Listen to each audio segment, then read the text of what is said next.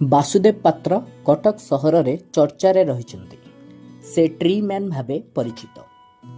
ପେଶାରେ ଭାରତୀୟ ରେଳ ବିଭାଗର ଲୋକ ପାଇଲଟ ଭାବେ କାର୍ଯ୍ୟ କରୁଛନ୍ତି।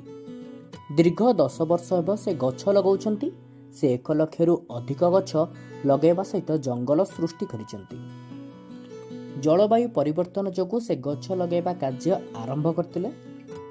2014 ମସିହାରୁ ଗଛ ଲଗାଇ ଆସୁଛନ୍ତି। ପ୍ରଥମେ ଜଗନ୍ନାଥପୁରରେ ଜଗନ୍ନାଥ ଫରେଷ୍ଟ, ଆମଣଠାରେ ଜୀବନଧାରା, ବାଲିସାହିଠାରେ ଲିଟିଲ୍ ଆମାଜନ୍, ଦେଉଳି ପଠା ନିକଟରେ ସୁନ୍ଦରବନ ନାମକ ଜଙ୍ଗଲ ସୃଷ୍ଟି କରିଛନ୍ତି।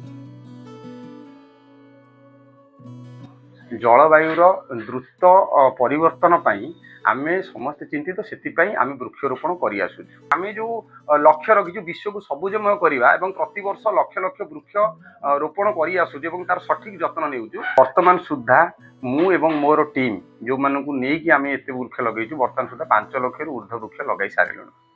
ଏତିକିରେ ତାଙ୍କ ପରିଚୟ ଶେଷ ହୋଇନାହିଁ। ଦୀର୍ଘ ବର୍ଷ ହେବ ମାଗଣାରେ ଗରିବ ପିଲାମାନଙ୍କୁ ପାଠ ପଢ଼ାଉଛନ୍ତି। ମଧୁପାଟଣା ଅଞ୍ଚଳରେ ଏକ ଘର ଭଡ଼ା ନେଇ ଅସହାୟ ପିଲାମାନଙ୍କୁ ମାଗଣାରେ ପ୍ରତିଯୋଗିତାମୂଳକ ପରୀକ୍ଷା ଲାଗି ପ୍ରସ୍ତୁତ କରାଉଛନ୍ତି। କଟକ ସହରରେ ବାସୁଦେବ ପାତ୍ର ସାର୍ ଚର୍ଚ୍ଚାରେ ଅଛନ୍ତି। କାହିଁକି ନା ସେ ପେଶାରେ ହେଉଛନ୍ତି ଲୋକ ପାଇଲଟ। ସେ ବର୍ତ୍ତମାନ ଫ୍ରିରେ ପିଲାମାନଙ୍କୁ ପାଠ ପଢ଼ୁଛନ୍ତି।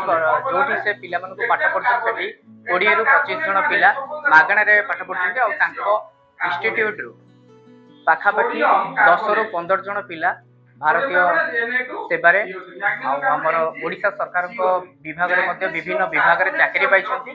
ସାରଙ୍କ ସହିତ ଆଲୋଚନା କରିବା। ଜୟ ଜଗନ୍ନାଥ। ମୁଁ ବାସୁଦେବ ପାତ୍ର, ୱାର୍କିଂ ଆଜ୍ ଏ ଲୋକ ପାଇଲଟ ଇଣ୍ଡିଆନ୍ ରେଲୱେ। ତା ସହିତ ଯେ ଆମର ଲକ୍ଷ୍ୟ ଯାହା ଯେ ଜଣେ ଭଲ ମଣିଷ କେମିତି ହେଇପାରିବ, ଆମର କର୍ତ୍ତବ୍ୟ କ'ଣ ସମାଜ ପ୍ରତି, ସେଥିପାଇଁ ମୁଁ ପିଲାଟି ବେଳରୁ ନିଷ୍ପତ୍ତି ନେଇସାରିଛି ଯେ ଶେଷ ନିଶ୍ୱାସ ପର୍ଯ୍ୟନ୍ତ ମୁଁ ଯେମିତି କଷ୍ଟ କରି ପାଠ ପଢ଼ିଛି ସେମିତି ପିଲାମାନଙ୍କୁ କଷ୍ଟ କରିବା ଦେବିନି ଏବଂ ଚାକିରି କରିବା ଯେ ସହଜ, ସେଥିପାଇଁ ବିନା ପାରିଶ୍ରମିକରେ ପିଲାଙ୍କୁ ଆମର ଓଡ଼ିଶା ପିଲା ଅଧିକରୁ ଅଧିକ ବିଭିନ୍ନ ସରକାରୀ ଚାକିରିରେ କେମିତି ନିଯୁକ୍ତି ହେଇପାରେ ସେଥିପାଇଁ ବର୍ତ୍ତମାନ ଇନଷ୍ଟିଚ୍ୟୁଟ୍ କରାଯାଇଛି।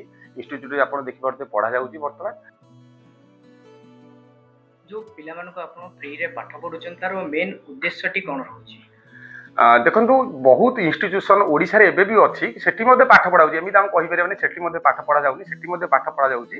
କିନ୍ତୁ ଓଡ଼ିଶାର ପିଲାମାନେ ଙ୍କୁ ମୁଁ ଏଇଥିପାଇଁ ଆମ ଇନଷ୍ଟିଚ୍ୟୁଟ୍ ଡିଫରେନ୍ସ ସମସ୍ତେ ଯେ ଆମେ ଚାକିରି ହେଲା ପର୍ଯ୍ୟନ୍ତ ପଢ଼ଉଛୁ ଏବଂ ଆମେ ଚାହୁଁଛୁ ଯେ ଯେଉଁ 4 ମାସ 6 ମାସ କୋର୍ସ ସରିଗଲା ପରେ ପିଲାମାନେ ଡିଷ୍ଟ୍ରାକ୍ସନ୍ ହେଇଯାଉଛନ୍ତି। କାରଣ ଆଜିକାଲି ପାରିପାର୍ଶ୍ୱିକ ପରିସ୍ଥିତି ଏମିତି ହେଇଯାଇଛି, ମୋବାଇଲ ହେଉ କିମ୍ବା କୁସଙ୍ଗତ ହେଉ କିମ୍ବା ପରିବାରର ବୋଝ ହେଉ, କିନ୍ତୁ ବିଭିନ୍ନ କାରଣରୁ ପିଲାମାନେ ଡିଷ୍ଟ୍ରେସକୁ ପଳାଉଛନ୍ତି। ଆଉ ଯଦି କଣ୍ଟିନ୍ୟୁଅସ୍ ନ ଲାଗି ରହୁଛନ୍ତି, ଏବେ ପରୀକ୍ଷା ବାହାରିବା ପାଇଁ ଲେଟ୍ ପରିସ୍ଥିତି ମାନେ ଗ୍ୟାପ୍ ରହୁଛି ପିଲାମାନେ। ସେଥିପାଇଁ ଆମେ ପିଲାମାନଙ୍କୁ ଛାଡ଼ୁନୁ। ଅଲଗା ଇନଷ୍ଟିଚ୍ୟୁଟ୍ କ'ଣ କରାଯାଉଛି, 4 ମାସ କୋର୍ସ ସରିଲା ପରେ ପିଲାମାନଙ୍କୁ ଛାଡ଼ି ଦେଉଛନ୍ତି। ସେମାନେ କଣ୍ଟିନ୍ୟୁଅସ୍ ଲାଗିକି ନ ରହିକି ସଫଳତା ପାଇପାରୁନାହାନ୍ତି। ସେଥିପାଇଁ ଆମେ ଚାହୁଁଛୁ ପିଲାଙ୍କୁ ସଫଳତା କରିବା ପର୍ଯ୍ୟନ୍ତ ପାଠ ପଢ଼େଇବା। କେତେ ପିଲା ପଢ଼ୁଛନ୍ତି? ବର୍ତ୍ତମାନ ଆପଣ ଦେଖିପାରୁଥିବେ ସିନିୟର ଜୁନିୟର ମିଶିକି ଟୋଟାଲ 50ରୁ 70 ଜଣ ପିଲା ପଢ଼ୁଛନ୍ତି। କେତେ ଜଣ ସାର୍ ପଢ଼ଉଛନ୍ତି? ବର୍ତ୍ତମାନ 5 ଜଣ ସାର୍ ଆମେ ଅଛୁ ଟୋଟାଲ। କେତେ ପିଲା ସକ୍ସେସ୍ ପାଇଛନ୍ତି? ବର୍ତ୍ତମାନ ସୁଦ୍ଧା ସେ 70ରୁ ଅଧିକ ପିଲା ସକ୍ସେସ୍ ପାଇଗଲେଣି। ଓଡ଼ିଶା ପିଲାମାନେ ଚାକିରି କରିବା ଦରକାର। ପର ଡେ କେତେଟା କ୍ଲାସ୍ ରହୁଛି? पर डे जूनियर 2टा बैच सॉरी 2टा क्लास और सीनियर मध्य 2टा क्लास।